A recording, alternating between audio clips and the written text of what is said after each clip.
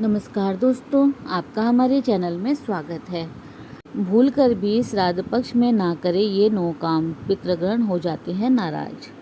पितृपक्ष यानी कि श्राद्ध पक्ष के दिन पितरों को याद करने और उनसे आशीर्वाद लेने के लिए है।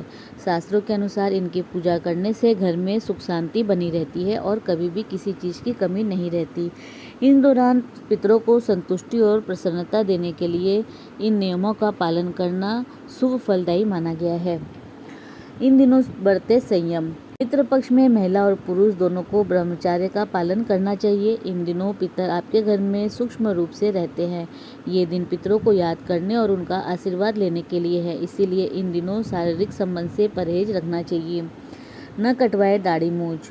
पितृपक्ष में पुरुषों को दाढ़ी मूंछें नहीं कटवानी चाहिए। वैसे यह नियम सभी पर लागू नहीं होता। जो लोग पितरों की पूजा कर रहे हैं या पिंडदान कर रहे हैं, उन्हें इस बात का ध्यान रखना चाहिए। पितृपक्ष में है ऐसे भोजन का महत्व। पितृपक्ष के दौरान लोहे के बर्तन का प्रयोग नहीं करना चाहिए। संभव हो सके तो ब्राह्मणों को पत्तल पर भोजन करवाएं, स्वयं भी पत्तल पर ही भोजन करें, लेकिन ध्यान रखिए कि केले का पत्ता न यूज करें। शास्त्रों में बताया गया है कि पितृपक्ष में पितृपूजन के दिन इस तरह भोजन करवाना शुभ फलदायी रहता है। किसी का ना करे अनादर। पितृपक्ष में घर आए किसी भी अतिथि या फिर भिखारी को भोजन और पानी दिए बिना जाने नहीं देना चाहिए। माना जाता है कि पितर किसी भी रूप में आपके द्वार पर आ सकते हैं और अन्न जल मांग सकते हैं, इसीलिए कभी भी किसी का अनादर नहीं करना चाहिए। पितृगणों को ना करे ऐसे नाराज। पितृपक्ष में पितृगण अपने परिजनों के साथ रहते हैं और उनके व्यवहार को देखते हैं। जिन परिवारों में लोग मिलजुल कर आनंद से रहते हैं, उनके पितृगण प्रसन्न होते हैं और समृद्धि का आशीर्वाद देकर जाते हैं। जहां आपस में कलह होता है, उस घर में बरकत नहीं रहती है, क्योंकि पितृगण नाराज होकर जाते हैं। इसीलिए दोपहर के समय ही कराएं भोजन। शास्त्रों में काले तिल का महत्व बताया गया है। श्राद्ध या फिर तर्पण कराते समय इन्हीं का प्रयोग करना चाहिए। इस बात का भी ध्यान रखें कि पितरों की संतुष्टि के लिए दोपहर में ब्राह्मण को भोजन करवाना चाहिए। ऐसा इसीलिए कहा गया है कि रोहिणी काल और कुतुब काल पितरों का होता है। सुबह और शाम में देवताओं की पूजा होती है।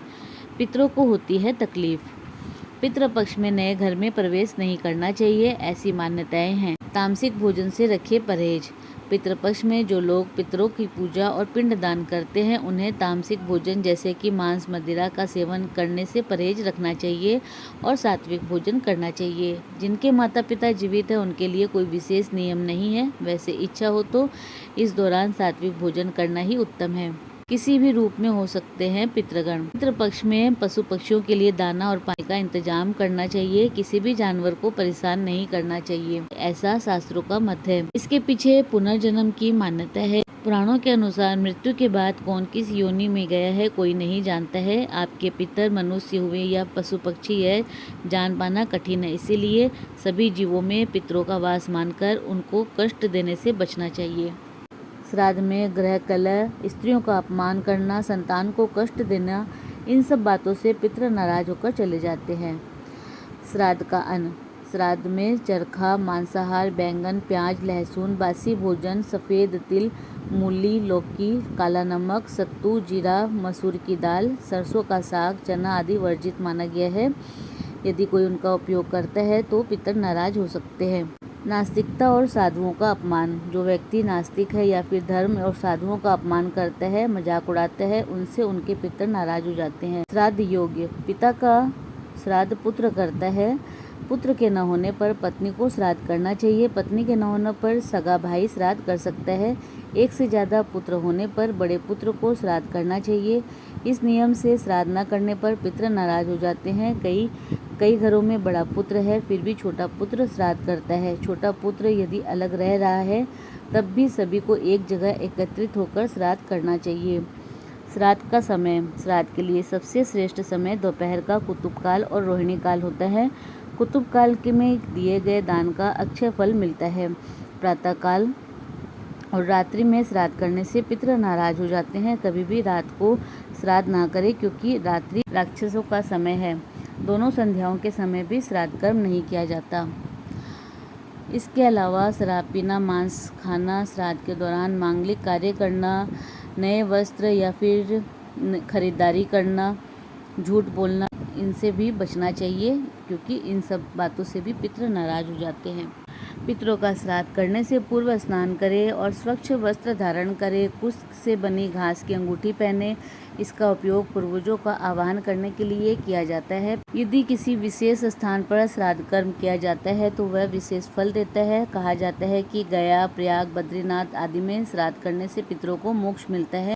जो किसी भी कारण से इन पवित्र तीर्थों में श्राद्ध नहीं कर सकते हैं तो वे अपने घर के आंगन में किसी भी पवित्र स्थान पर तर्पण और पिंडदान कर सकते हैं। इस प्रकार विधि विधान से श्राद्ध पूजा करने पर जातक पितृ ऋण से मुक्ति पा लेता है एवं श्राद्ध पक्ष में किए गए उनके श्राद्ध से पितर प्रसन्न होते हैं और आपके घर परिवार और जीवन में सुख, समृद्धि और ऐश्वर्य का आशीर्वाद देते हैं।